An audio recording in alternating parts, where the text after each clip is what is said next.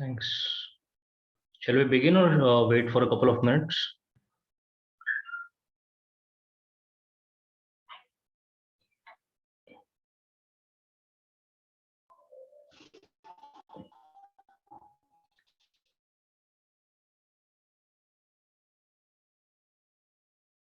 Okay, sure.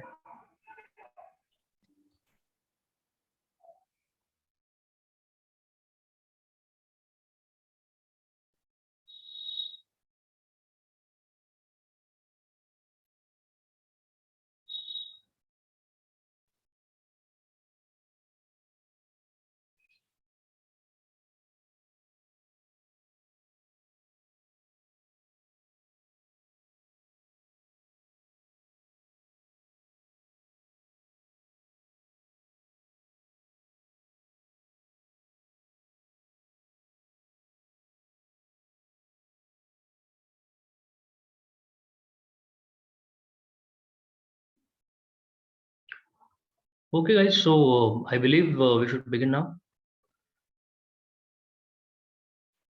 Yes, please. Yeah, Poonam, please do me a favor and put the message on the group that if the message meeting was ended, they need to join again, because I think some people are not aware of this. Maybe. Okay. I will message. Thanks a lot. Let me start sharing the screen.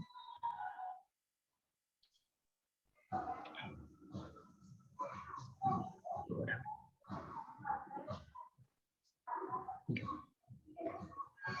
So we were going through this, right? Yeah. So now, when we are talking about, so we already covered what, who, and why of the messages. Now we are doing a where part. Guys, if you're not talking, can you please mute yourselves? Yeah, thanks. So where part is also important. I'll not tell you why. Because the location of your communication is very important. You cannot communicate some business things when the other person is in a non-business or a family or a private environment. You should not. That is how it is, because then it again doesn't give you the desired results. So location is required. Other parts of location are also for the security or privacy of the message. If you are in crowd, if you are in front of the wrong people, then you wouldn't want to communicate such messages in such media. So again, if you see, then the linkage is happening like this. When we are saying we don't want irrelevant parties, those are again related with where we are doing the communication. So this interlinkage is also happening. All of these factors, when we say this is a checklist, that doesn't mean if we go by individual items and check them out, that is going to suffice. We have to take a holistic picture in consideration, and we have to interrelate those things. And all of that actually begins with why we are sending this particular message. Okay. The purpose of the message. Coming to when.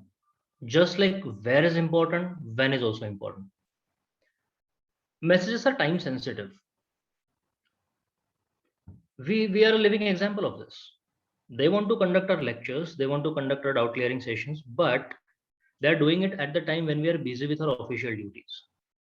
So their communication is not reaching us, right?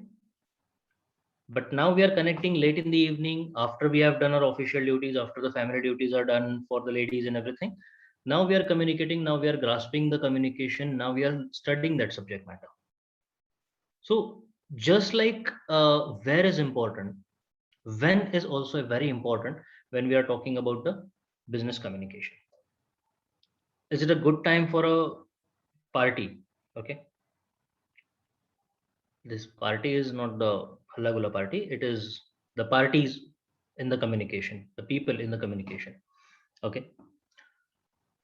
Then is the duration of discussion or length of email tailored for important situation? If someone is saying that, okay, I'm just going to board a flight, I have a couple of minutes before my phone goes offline, You cannot keep on giving them the informative part. You have to be clear and concise of your message, right? Again, going back to the, is your message clear and concise? These boxes are interrelated, all of this. And last is how. The way you communicate your message, how you are communicating with your message, deals what we can say a great deal of effect, or has a lot of importance in gaining the response that you want. Okay, if you want to get the response which you have desired from the person who you are talking to, then you have to place how you want to communicate that particular message. That is one thing. Secondly, in the how part, there are other things which also come in picture as to which technology you want to use. Okay, which software you want to use, or are you going to deliver that message in person? Is it going to be in a written format, or is it going to be just a verbal communication? Is it a one to many communication? Is it many to one communication? All of this depends, because my screen is visible to you, right? From the beginning. Yes. Yeah. So that all of this is actually dependent on how you want to communicate your message. So are you engaged in active listening? Because communication is not just about talking, it's also about listening. It is also about seeing whether the other parties to which you're conveying the message are listening. Are you open-minded? Are you considering other perspective? Are you engaged, fully present, or not withdrawn, or not multitasking? Even if you're multitasking, but if you're engaged into that particular thing effectively, then effective communication can be achieved. Usually, in theory, it is not. Are you using the appropriate method of communication? Is it face to face? Is it email, phone, instant messaging, whatever? Is your attitude positive? Now, this attitude positive and everything comes in picture automatically when you're open minded or when you're considering the other perspective. If you're not considering, automatically your body language, or automatically your attitude, the voice, everything has a tinge of negativity into it, or a complete negativeness into it. Are you assertive but not aggressive? Assertion shows your confidence, and confidence is good in communication. But if you're aggressive, then automatically the person would not want to consider communicating with you further, because they think that you're dominating them. And everyone wants to be given their own space, their own respect, and so on. They might be your juniors, they might be unknown people, but they want to be given their personal space. Do you remember to not make it personal? Remember, it's a business communication. So usually we should not make it personal. Now, when we say that we should not make it personal, usually when you are writing the email etiquettes, in the etiquettes, it is usually observed, it is also taught in the soft skills, that you want to connect with that person on a personal level in order to create the relationship, in order to build the relationship, right? Even in the earlier topics, we saw that we want to find the common ground of the audience. What are their interests? What are their lifestyles? What are their likings? And maybe we want to connect with them on a personal note there. But there is a small difference here. Okay, when we want to um, connect with someone on a personal level, it is merely a kind of a salutation. Okay, it is just a display of our affection towards them, but it is not a personal affection the way you have in your personal relationships. And the message body, the entire message body has to be about the business that you want to conduct. Because in our earlier topic, we have also seen another thing which says we have to keep a hand's distance from the person. We don't want to get involved into them personally, because in the management principles, what we have seen is, if we get too involved with one person, then at point of time, the business goals will be superseded by their personal goals or personal choices, and everything becomes subjective in that particular case, whereas we want to keep everything objective. So though a personal touch to message is necessary for effective communication, a personal message, the communication should not go on the personal level. Okay, that is a small difference in that. And those who can actually manage that difference, they're very good communicators, they're successful communicators. Usually you will find these kind of people in B2B sales, not in B2C sales. B2C sales people, we want to avoid them because they get too personal too quickly. Why do people usually avoid communicating too much with a insurance agent or something? They get too personal too quickly. तो आपके कितने cousins है, तो कितने यहाँ रहते हैं, कितने वहां रहते हैं, कितने आउट ऑफ, भाई तेरे को क्या करना है, तू मेरा पॉलिसी निकाल, बात खत्म कर. When the business communication start becoming personal, you tend to avoid it. Okay, so this is the checklist of the effective communication. What's the use of entire checklist? Firstly, what we saw, in order to summarize, first we want to ensure that the message is sent successfully, correct? Then we want to ensure that the message is received successfully, and not just received but also understood. Okay, it is also understood. So that's the third part. And fourth is basically the sender knows that this particular message is received well and it is understood well. So there is an acknowledgement, correct? In short, what's happening is there is a sender,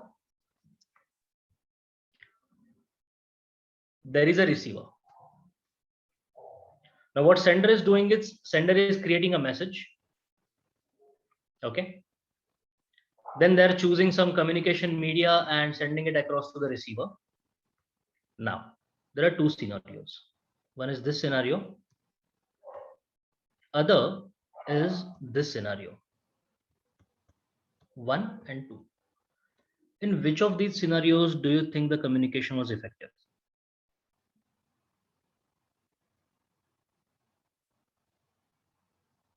Who can tell me?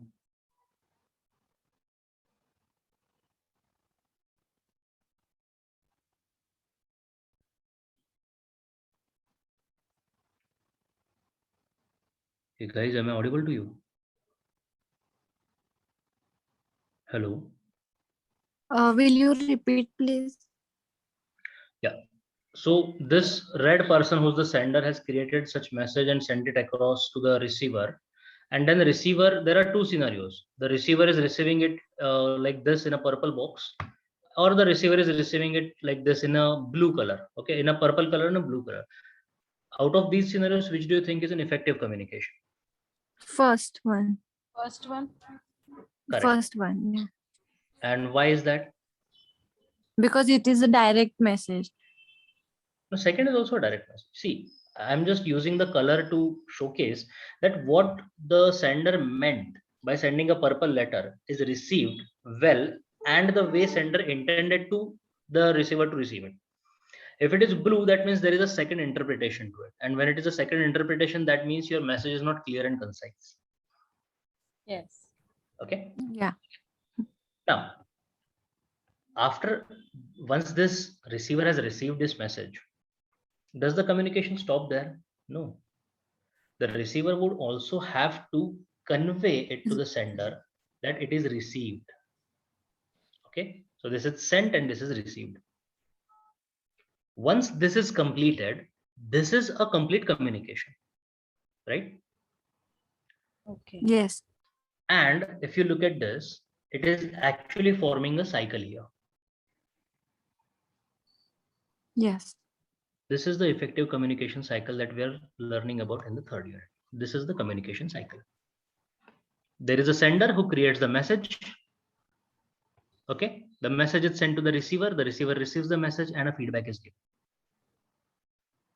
You can call it feedback, you can call it acknowledgement. Usually it is called as feedback. Feedback is another message. Remember this.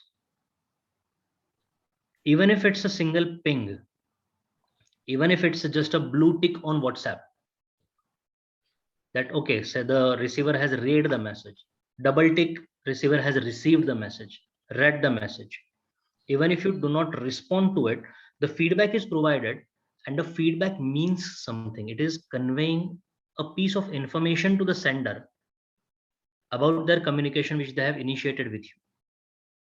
Feedback is a message. Okay. Okay. Receiving no feedback itself is another message that they do not want you to be, that they don't want to communicate with you further, or it is not the right time or place for them to communicate that. We'll come to that also, because there is a little bit of psychology behind it. Now, what are the duties of sender in this particular cycle? Let us discuss them together. What do you think are the duties of a sender in this particular communication? Let's focus on the sender.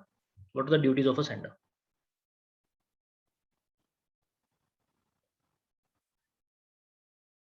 The first duty is to create a message, right? When we Yeah. say create a message, it has so many factors into it. Firstly, it has to be there has to be some data, there has to be some information. Automatically, it has to be crafted, it has to be formatted in a proper manner, considering who's going to Yes. receive. It should Thirdly, be there is accurate. accurate, correct. So the quality of the data, quality of the information, quality of the message. So QoS, okay, or QoM, quality of messaging. Now the sender is the one who chooses the medium of communication. Have you realized this? Yeah. For a sender, you want to recruit some people. It is your choice whether you want to give advertisement in a newspaper, or you want to post it on naukri.com, or you want to just post it on your company's website, or you want to create a message on WhatsApp and send it across the different groups, and maybe your alumni or the what we can say your students who are from the same college or institute, or you want to go inside the college for some campus hiring. All of these are channels through which you are communicating your message. May it be a newspaper, may it be a billboard, may it be a website, anything, or a WhatsApp message. Sender is the one who chooses the communication medium. Okay. Now, because sender is choosing the communication medium, they are also the one who are going to encode the message. We have seen in the previous topics what is encoding, what is decoding. Encoding is basically transforming that message as per the communication channel which we are going to use. Okay. To give you a technology example, if you are going to send it across as a letter, you will have to get a fine print or a hard copy of get it printed onto the paper. If you're sending it an email, or if you're sending it as a voice message, or if you're directly making a call, these are the different types of media that you are going to use, and that is why the encoding would differ. That is why the encoding would change. If you're using email, there would be something like SMTP or PO pop account or something like that. If you are using the telephone, there will be telephone exchange. If it's you are going to make a satellite call, there will be a satellite call. If you're going to use the VoIP, there is a VoIP kind of a thing. So encoding would change. But while you are choosing this type of encoding, you have to ensure that the receiver has the proper technology. Receiver is speaking the same language where they can decode the message which you have encoded. Even the language is an encoding. We are talking in English because everyone understands English. If I start speaking in Japanese, you won't understand unless you have learned the Japanese language. You won't be able to decode the sounds, the voice message coming to you, because you do not have the database of that language in your brain. So sender has to ensure what type of encoding they are going to use based on what type of decoding the user is capable, the receiver is capable of doing. So many responsibilities for sender, right? But why would sender want to do that? Two things.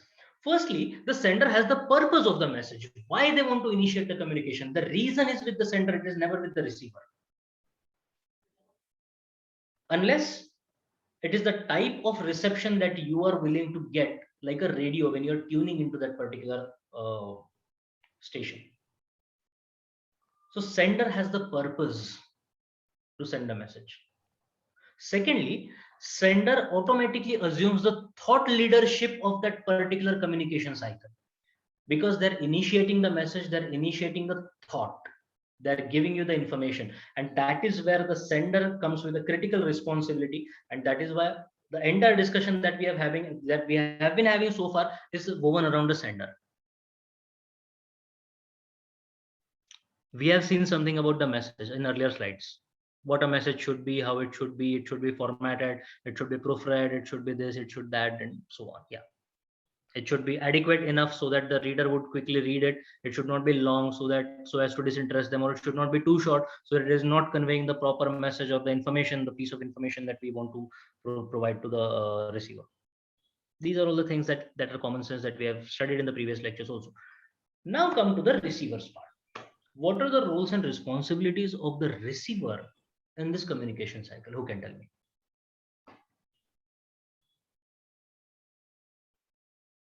What do you think are the receiver's roles and responsibilities in the communication cycle?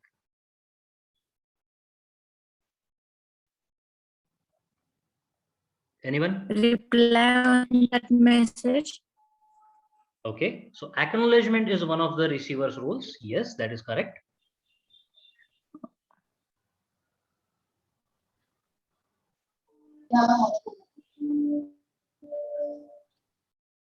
Anything else? Confirm the message it is appropriate or not, or it is for him. Or Interpretation of that message. Correct. Interpretation of that message, and so there's And then acknowledgement. there is according to that, interpretation. giving a then after the interpretation, maybe giving a feedback of that message on that message. Correct. That is one. Anything else? Interpretation, decoding of that message, and then Yeah, giving decoding, yes. the feedback. Correct. One of the key roles of receiver is also this, that they have to assimilate that information. And in order to assimilate that information, it is receiver's responsibility to keep an open mind. Even in the case of difference of interests, even in case of difference of opinion, the users, the receivers are the ones who have to keep an open frame of mind so that they're getting the complete message which the sender wants to send across to them. This also helps them with the interpretation of the message. Of course, see, receiving the message is the first thing that the receiver has to do. In a technology perspective, when we talk about this, we call it a passive listening mode. You know, your ears are always in a passive listening mode, even when you are sleeping. Even if no one is talking to you, if there is complete silence in the home, there is no one here, if there is no one around, still your ears are in a passive hearing mode. And whenever there is a sound, whenever there is a bird chirping, or whenever if some utensil falls down, or if someone is screaming, or there is a car horn, you are listening to it. But right now, when I'm talking to you, you are in an active listening mode because you want to hear what I want to say. Because you're an open mind. I know there are other sounds that are going behind you. There might be someone's TV that is going on. There might be someone's neighbor who's talking something, or some other things, which you might be passively listening, but you're not processing that information. You're actively listening to me because you want to process this information. So active and passive listening is one of the receiver's main responsibility. Second, like someone said, they have to acknowledge that the message is received. Then they have to interpret the message, they have to understand it, they have to assimilate the data, and then they have to give the feedback. Now, acknowledgement is also a feedback, and if the receiver actually wants to give some additional information about it, then that is also another message that receiver can generate for it. Now, receiver has a limited facility to choose the medium of communication. It can happen that I have sent you a WhatsApp message and then you are driving, or maybe you don't want to type something and that's why you called me. You changed the medium of communication in response to the message which I have sent to you. So the message was sent on a different platform, but the feedback is coming on a different platform. Nevertheless, it is in limited cases. If I'm writing you an email, you cannot send me a text message. If you're sending me that, it is considered as an unofficial communication. For an official communication, you will need to respond to my email only. Right? So this is where the limitations of receiver are also coming in picture. Receiver has a limited capacity to change the medium of communication. Okay. Now let us see how these different things. See, at the bottom of the screen, you can see there is a series of things that are written. It's actually the communication cycle which I've written in some of the terms. So firstly, there is a sender. Sender creates a message. He selects the media. Automatically with the media comes the noise. What is noise? Noise is anything which is undesirable. Noise is anything which is not the desirable information.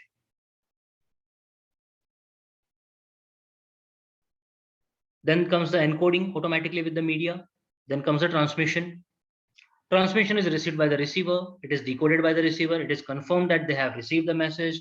Then the message is received to them. Then they're reading it, understanding it. Then they're giving the feedback. Again, the feedback being a message, it is again encoded.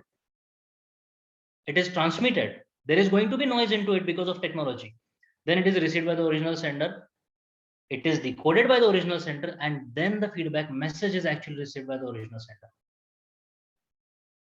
Okay. This is the loop. Now let's understand the individual factors into this loop. So I guess this is the second last slide. There is just one more slide, and then we'll be done with the topic. So I'll take just another 5-10 minutes of your time. Yes.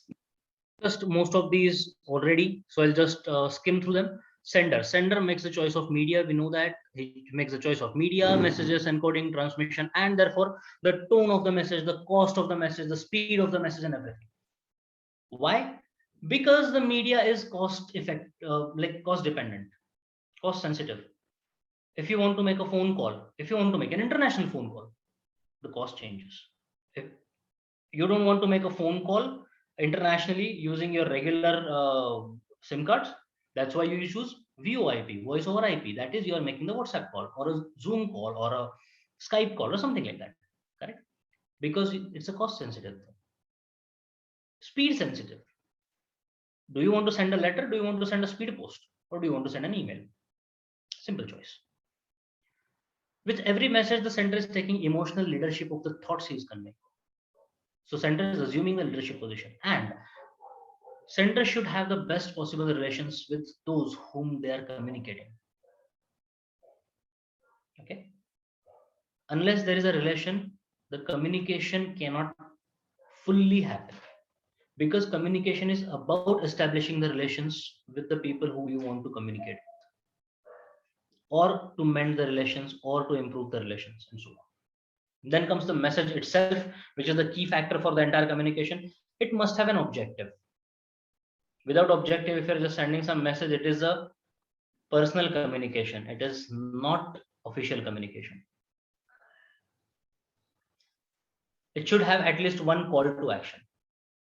What is call to action? It should tell the person what they're supposed to do after reading that message. If it's a sales email, they should be clicking onto some link so that they are getting that particular offer. If it's an internal official email, if you're writing it to, let's say, your HR, then you should tell them, okay, boss, I'm qualified for the incentives, so pay my incentives, approve my incentives. You cannot just tell them, okay, I'm qualified for the incentives. They'll be like, okay.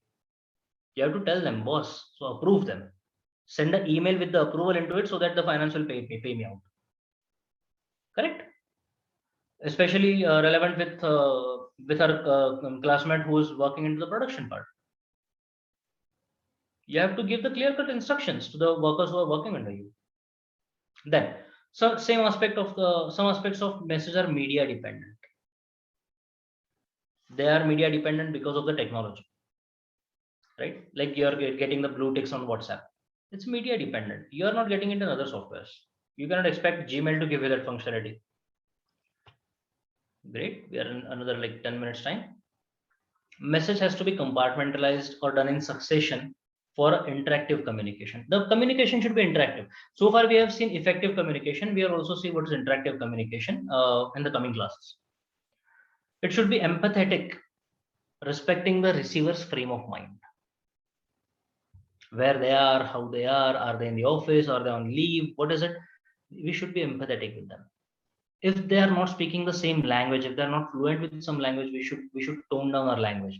Otherwise, the sheer vocabulary might be intimidating for the receivers sometimes. I've seen this happen. There are people placed at a high management position in various organizations, and if you write them a mail in very sophisticated English, they're not able to interpret it.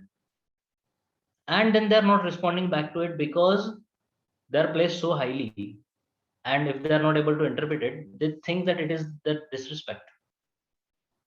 Okay. They get embarrassed and they don't respond to it. Automatically, what happens? The communication fails. So you have to be empathetic with that. And that is why you have to have a good relation with the people who you are communicating with. You should know what their priorities are. Now, this is where the personal touch comes in picture, but the message is not getting personal. You are toning the message so that it is easy for the person who's receiving. It is easy for them to interpret it. It is easy for them to relate with it. Okay. Now, it should be planned in accordance with the response or feedback the sender is expecting from the receiver. This is the best part of the entire communication. We are doing any communication so that we can initiate the expected feedback or expected response from the receiver. That is the core purpose, that's the soul of any communication. Okay. And ladies know it better than any man. I don't need to explain it because we have a lot of ladies on the group. Then comes the media. Media is time sensitive. Letter versus email versus phone call. It is cost sensitive. If you're using internet or you're using leased lines or using satellite communication for a phone call, just like we saw. It is user sensitive. Is the user comfortable attending that? If I'm sending an email to my grandfather, he's never going to read it despite him having that application in his phone. Right? I have to call him. I cannot send text messages to him. So the medium which I'm using, okay, it's user sensitive. At the same time, if I want to talk to, let's say MD of Tata Motors or something like that for deal closure, firstly, I'll send him an email asking for an appointment so that he can make time his calendar when I'm giving him a call. If I call him directly, he might not be in a comfortable position or location or timing window to talk to me, which we saw on the earlier slide. There I have to be empathetic about the user. I should know what they're thinking. That's why I have to be in a good relation with them. And finally, it's a purpose sensitive. What is the purpose with which you are going to hit this communication? You have to maintain the confidentiality. If it's a one-on-one communication, is it a mass communication? That's why you will choose media accordingly. You would choose television, you would choose radio instead of a phone call. You cannot call 10,000 people and send them the same thing. Do you want to create a traceability? Right? Traceability logs. Are there going to be the notices? Because if there are legal notices, then they would want to know that you have received them, you have signed them. Correct? So purpose sensitivity, what type of message it is and what is the purpose it is going to serve. So your media is going to be time sensitive, cost sensitive, user sensitive, and purpose sensitive. Coming to the next part, noises or barriers in communication. Anything that is not information is a noise. Information is a relevant piece of data. Okay. Most of the barriers are through human handling. I'm sending some letter, postman delays it. He cannot read the address, he cannot read the handwriting. He sends it to somewhere else. Then it comes redirected to something else. There are a lot of human errors. Hence technology, because technology never fails you. Technology bridges the gaps where humans are most likely to make them. Okay. The biggest barrier though in communication is a poor listener. Even if someone is sitting in the class and they are not listening to this properly, they are playing the games or they're watching TV on the side or doing something else, a poor listener is the biggest barrier in the communication. Then comes the encoding decoding part. We know to put message in a desired media is the act of encoding. Similarly, to fetch the message from the desired media is the act of decoding. Right?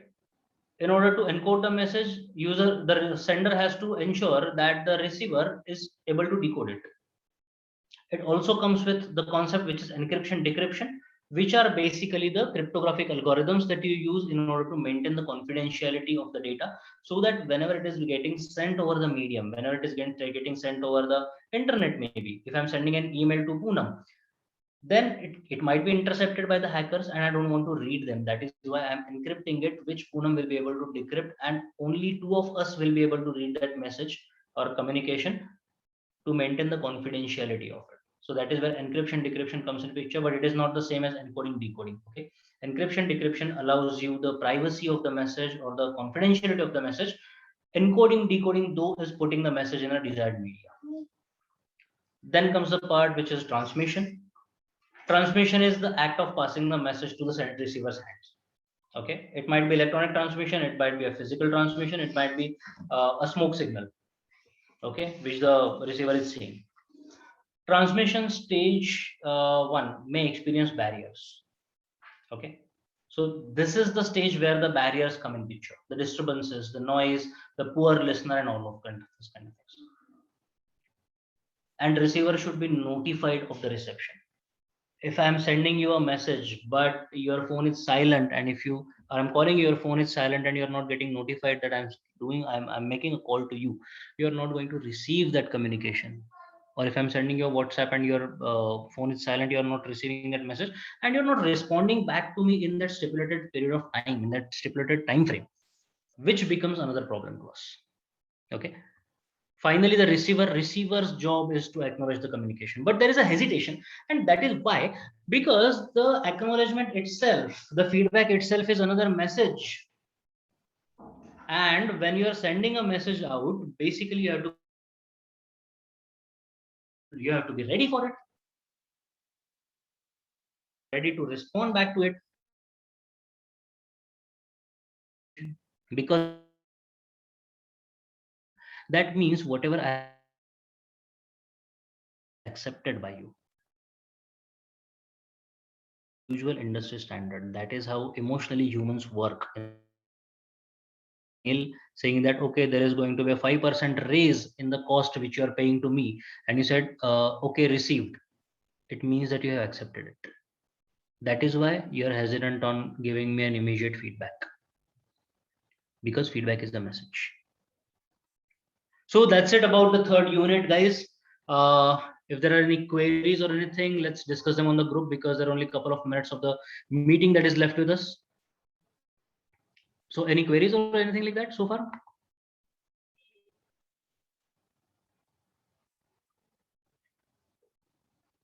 Hello? No, Chaitanya, it is clear. No. Okay. So thanks a lot, guys. Have a good night. If there is anything, put it on the group. I'll try to respond as soon as possible. Yeah, sure. Thank you very much. Thank you. Night. Very well Thank you. explained, Thank Chaitanya. you. Thank you so much. Thank you so much. Thank you for being my Thank you audience. so much. To you all.